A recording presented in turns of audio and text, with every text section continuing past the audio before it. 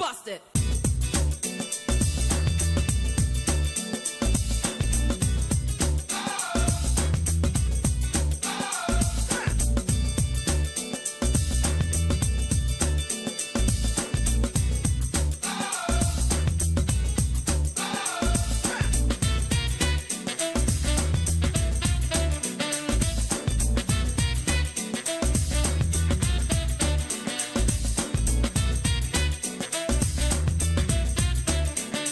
We will not resume today because we are here to take a definite position. Normally when we are on break, we need to be informed, and our leaders are discussing, and I hope by today afternoon we will tell Nigerians when we are expected to resume. Honorable Abdulrazak Nandas, the chairperson of the House of Representatives Committee on Media and Public Affairs there. Welcome to Political Platform, your program on the Ray Power Network. And don't forget that we also come to you later in the evening on AIT Abuja on terrestrial. My name is Shola Jaisimi. Lots of political developments in the last 24 hours. Like you heard there from Nandas, the National Assembly will not resume. There are lots of procedures. He told me this morning that the lawmakers need to follow through before any form of resumption. And he said these have not been done. Hence, we cannot reconvene. Well, also yesterday, two senators, Senator Adebayo Rufai and Issa Misau, dragged the Attorney General of the Federation, the Inspector General of Police, as well as the Department of State Services before a federal high court. What is their grouse?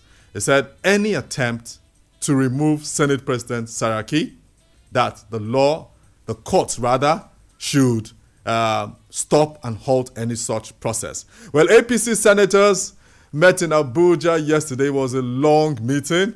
And what are the details from this meeting? Well, we're told that journalists were asked to stay away. That was a closed-door meeting. But what did they decide as they strategized? Is it over issues that have to do with deepening the polity, or just issues about we want Saraki off that seat? A court of appeal yesterday sitting in Abuja, the Abuja division, said, look, Federal High Court Judge Stephen Palm, you gave an order that the chairman of INEC should be arrested. That order has been halted by the Court of Appeal. Now, is it true that over 400 sorts of different weapons, 21 billion naira cash, and hundreds, or is it thousands of PVCs were found in the home of the sacked DSS Director General, talking about Lawal Daura? The DSS says this is not true, that Nigerians should ignore in its entirety the video that has gone viral. Welcome to your program. Adebayo Boduru is on the show this morning. Well, Shola, it was a long hours of meeting between the leadership of the ruling APC and the APC senators at Aso Drive. That's where the meeting took place. And that building actually was the campaign office of the current incumbent national chairman of APC when he was seeking for that position. One thing that was clear yesterday was that it was a closed-down meeting, but chasing journalists away, threatening to shoot them if they don't move away, I think it's an abomination. I mean, politely you could say it's not for coverage. And journalists masked on the building, they were in the premises, and the security operatives who are there clearly told them that they either stay away or they shoot any of them who stay there for too long. I think we're in a democracy. Political party activities, yes, they could strategize behind closed doors, but to say that the activities will not be covered, for me, is worrisome. I'm not saying that they should force themselves into the place. A meeting of that nature is holding. The public need to know what they are deciding and the rest. But if they are now being threatened that they should move away, and they move away from the place, thank God no ugly incident happened there. Shola, I'm worried over one issue, and this has to do with is it a rift? If you call it that way, maybe I'll be right, I may be wrong.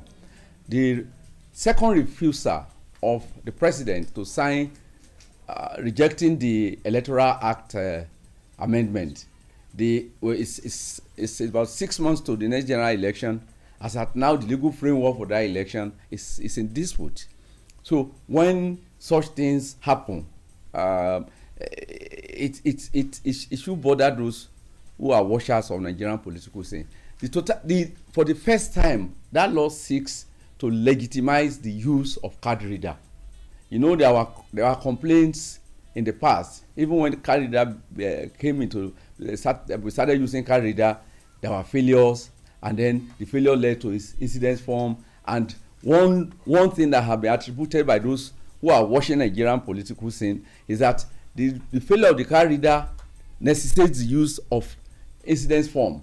And when you use incident form, sometimes it creates room for people who are not properly accredited, people who do not even have voters card, either permanent or temporary, whatever it is, to vote. And so the incident form become part of it. This new amendment is to legitimize the use of card reader. We don't throw away the baby with the bathwater. I think there is a need for harmonization of views between the executive and the legislature over this amendment.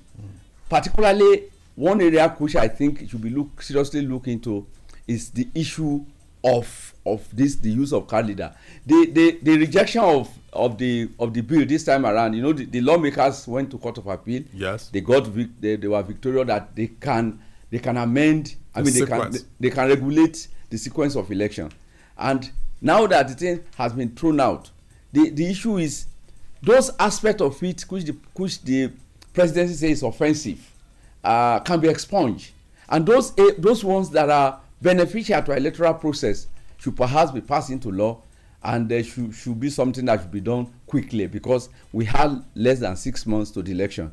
Luckily, the senior special assistant to the president on National Assembly matters, Senator Ait said yesterday night that he's going to speak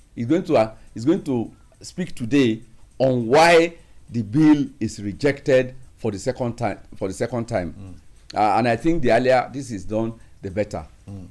The program is very highly interactive, and it's time for us to hear from you after this break. But don't forget that we will also be joining the spokesperson of the Senate.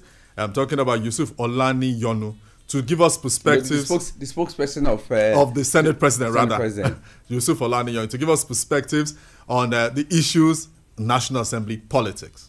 Thank you very much. Welcome to the mail segment. I am Etenikang Akepu, and we're starting with a mail from Clifford Alozie in Madala, Niger State. He called this a clarion call on Nigerians. He says, permit me to use this platform to call on Nigerians to rise from their slumber and take their destiny in their hands. It beats my imagination how everyone is complaining against this present government, and still they are winning most of the elections conducted in the recent past. Does it mean Nigerians are pretending to be suffering, or is there anything more than meets the eye? If APC is winning by majority vote, that means they are doing fine. If they are winning by vote buying, that means Nigerians are selling their rights and should never complain again. The only tool we have to make Nigeria great is our PVCs and not money collected from politicians. God bless Nigeria. And moving on, Amechi Obochi in Kubwa, Abuja, writing the impeachment threat on Senator Bukola Saraki. It says the only news coming out from both state and the federal government recently is impeachment and impeachment threat, as the federal government is working tirelessly to impeach Senator Bukola Saraki, the Senate President. Why is it that Nigeria is the only country in the world where impeachment is applied to the fullest whenever it concerns an opposition? How do we get out of this quagmire? No matter what may be your answer, we must all understand that if the Buhari-led APC government had put the seriousness they are putting today, trying to impeach Bukola Saraki into governing Nigeria, by now Boko Haram would become history. There wouldn't be anything like Fulani herdsmen killers, Gaddafi-trained terrorists, IPOP being declared terrorist group. The Naira would not be trading at 365 Naira per dollar. Prices of food items would have reduced in Kaduna. Abuja Road wouldn't have become a den of thieves and kidnappers. I therefore urge Buhari to move away from thinking of impeaching Bukola Saraki and Ekweremadu to providing the needed dividends of democracy. while securing the lives of innocent Nigerians who trooped out en masse to vote for him during the 2015 elections. Let us move away from chasing shadows while allowing the substance to elude us. And moving on, Amechi Ohiriaku in Ogba, Lagos State, says the ruling party must tread softly with Saraki's issue, because with the storm it is gathering, it might truncate our hard-fought democracy. This government came to power with the change mantra, that is to do things differently. But from what is playing out, this administration has learned nothing from the previous one that left office in 2015. When you bring desperation and obsession into anything, it's bound to end negatively. And more reactions in Mekamba in Abuja says, Dr. Amechi in his yesterday's analysis called out our attention to the fact that we have completely drifted from issues of governance to chasing shadows, and I couldn't agree less with him. We are busy clapping and lamenting for political defectors, depending on the divide we think we belong. We are struggling for their political survival instead of discussing matters of urgent national importance. And I ask, whatever happened to the all-important issue of restructuring the country? We have saddled ourselves with an unworkable document called the 1999 Constitution and continue to lie to and deceive ourselves daily, hoping for a messiah to wave the magic hand and make everything all right. I make bold to say that no genius on earth can make the ridiculous document and the current structure of the country work, and that is why we have been moving in circles. Please, let us stop all the pretense and confront the truth, which is discarding the present unworkable constitution first, then enthrone regional autonomy and start the journey towards nationhood all afresh. And lastly for today is a mail from Laji Agbas in the Federal Capital Territory. He writes on the progress of Nigeria. It says, politics in Nigeria is now interesting more than ever, and the credit goes to the patriots and elected President Muhammadu Buhari and President Goodluck Jonathan, who appointed Professor Atahiru Jaga and Mike Igini, who judiciously implemented the card readers. Mr. President is gradually making politics unattractive to career gold miners and the country hot for desperate individuals who are personalizing the progress of our beloved country, Nigeria, but painting the country black before the international community. Not sooner than the inauguration of President Muhammadu Buhari had the former governor of Bayelsa State, Dipriye Alamesega, died, as there were reports of his extradition back to the UK. Senator Kashamu became so humble. Former governors began to go to jail on account of their ugly deeds. Retired and service chiefs were clients of EFCC's detention camp. The elites started going against their wishes to lick their vomit. Private jets began to lose steam in their numbers. Some children became aware that their parents were rather merciless looters. Keen politicians hijacked Nollywood with innovations, faking virtually everything, including attempted impeachment, just to rubbish the federal government to gain public sympathy, and even spending time in the wilderness just to evade court process and court proceedings. I can go on and on. May God Almighty deliver my country, Nigeria, and grant us the most desired unity to hit Vision 2020. God bless Nigeria. Welcome back to the program, and thank you, Atenika, for the mails you read there. Like we shared with you, we'll be having join us on the line the Special Advisor on Media and Publicity to Senator Saraki, Alhaji Yusuf Olani Yonu, to give us the views from the Senate President's office. We heard Abdulrazak Nandas earlier in the morning when he said, yes, clearly the National Assembly will not resume. Are there intrigues around the resumption? What are the issues? Nandas was telling me before we came into the studios that, yes, the reason is because there are processes, there needs to be order paper prepared and all that. And some are wondering, couldn't these things have been done when Deputy Speaker Lasso made the pronouncement last week that, yes, the House of Reps in particular now will resume? Well, some of the reasons also advanced by some of the lawmakers are that some of their members are in Saudi Arabia for this year's Hajj, to pray for themselves, pray for the nation, as well as some are also on vacation outside the country. So it's difficult to bring everybody back to do the business. But what is important is that there is the need for INEC to have a budget, an approved budget, so that all their preparations, they can follow the timeline they have drawn up, and they'll be able to follow strictly what they need to do periodically in preparation for the election in February next year. We do hope that at the end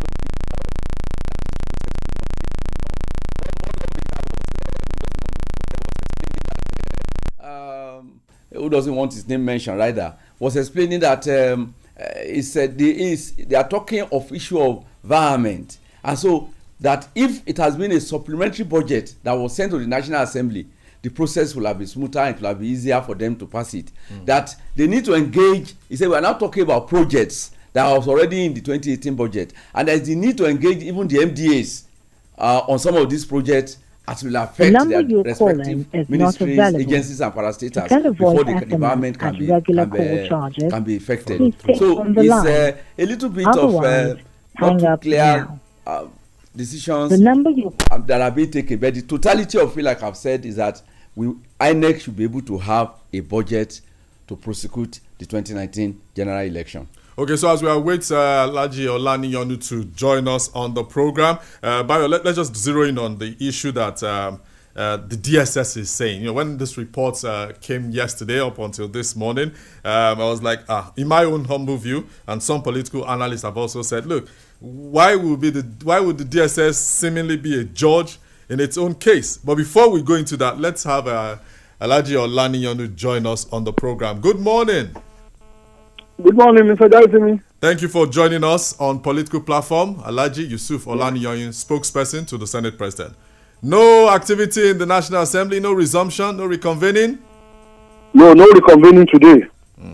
When will it be? When will the National Assembly reconvene to address or take decision on matters of national interest?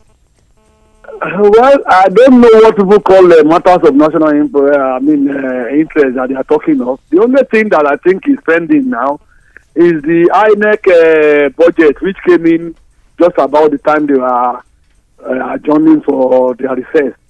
And what has been put in place is that after a meeting of the leadership of the National Assembly and the INEC last week, it has been decided that the joint committees of the House of Reps and the Senate on INEC matters will further meet and decide on and prepare a report that will tell, okay, how much is needed almost immediately, how to source it, and how to go about doing that. And immediately after that report is submitted, then the appropriation committee, the joint appropriation committee of the two chambers, will equally deliberate on the issues. And so, after deliberating on it, then they can bring it to the plenary for discussion. Okay, so Alhaji, let me just butt in here, Alhaji.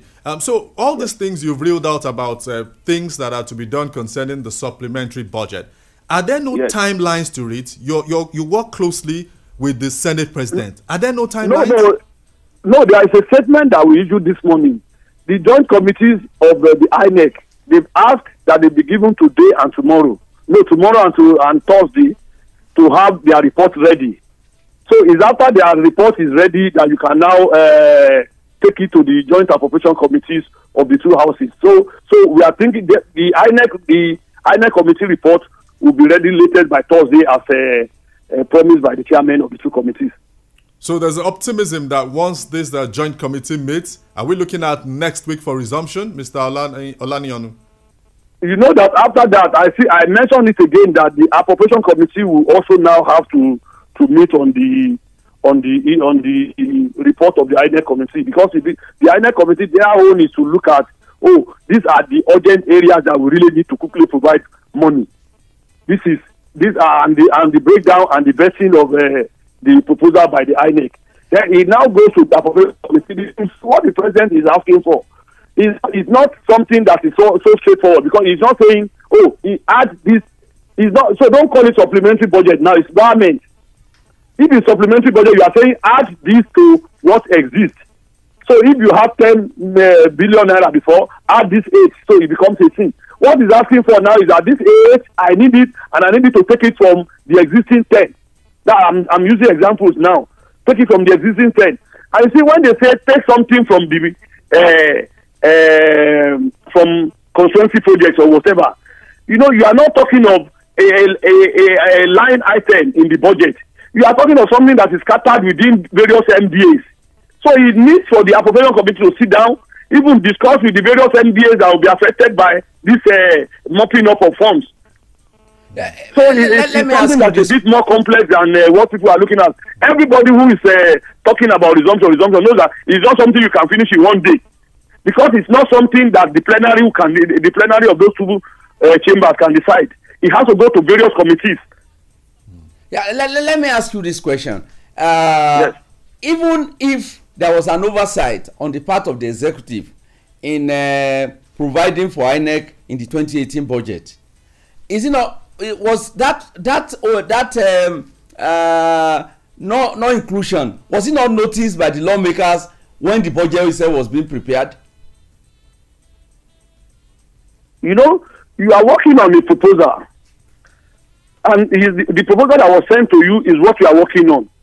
I mean, you don't go, I mean, once in a way, yes, if you think that, oh, it's important for INEC, I should think that, and from what I'm hearing, INEC said, from what I'm hearing, at least I cannot say authoritatively, but I'm hearing that INEC has prepared this budget for a long time. Why it is coming now is what everybody should ask both the executive and INEC. So you see, you think the executive, the legislature could have decided that, oh, INEC will need 164 billion? No, there must be a proposal before them. Thank you very much. And the INEC cannot submit their budget directly to the National Assembly. It must still go through the presidency.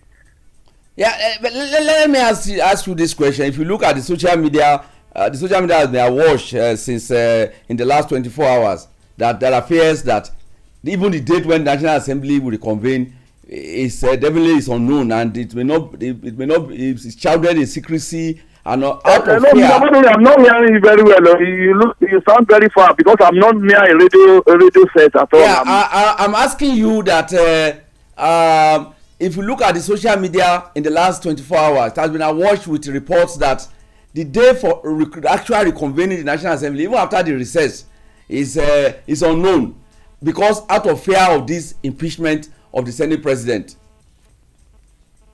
No. Let me tell you one thing. That we already cleared that in our own mind. I don't know what APC or whatever group, what they are planning or what they are plotting. We have cleared it in our mind that, you see, nothing will happen except the National Assembly is properly reconvened, and except these people can get 73 people to vote for them, and they won't. As we are talking at this weekend, there are 49 senators. Some are not even around. 49 of them appended their signatures to a letter expressing vote of confidence in the leadership of the Senate. So what are we supposed to feel? What are we about? What are we being afraid of? We are not afraid of anything. It's not impeachment. Forget about impeachment. Those who are dreaming about it can be doing that on social media. It doesn't come into the calculation now. It doesn't, because it won't happen, and it cannot happen. And I said in my statement, those who are dancing, just on a final note, just on a final note, Yusuf, 1 million of them cannot do it because they don't even have a vote. Yeah, just on a final note, Yusuf, the Senate President was in Abeokuta yesterday to hold consultation with the former President Olusegun Obasanjo. Is it the beginning of his next political moves? Well, Mr. Wadu, you are the one who said he went to hold consultation.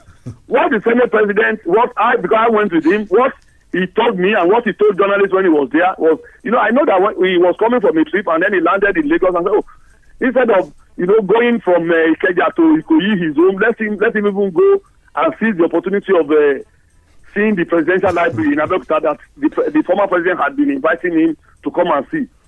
And he went there, and he had a tour. I accompanied him on a very elaborate tour about of the presidential library. And honestly, I felt ashamed that I spent before 2015 when I came into Abuja. I was in Abuja for 4 years, and I never had that kind of tour. Really, it was an educating tour. It was something similar to what you will see in the US. So it's not a political move. It's not a political visit. It's not a political visit. Hello? It's not a It's not a political. political visit.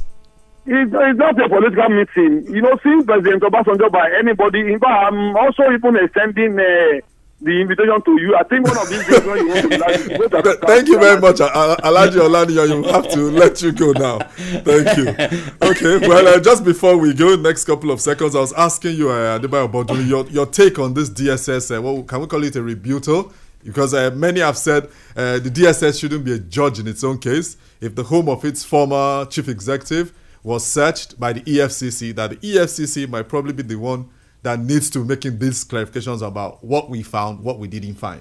Yeah, well, but I think my advice is that when issues like this are thrown up, and then it takes days before you react to it, it will give a form of believability, and that is what the social media is creating across the world today.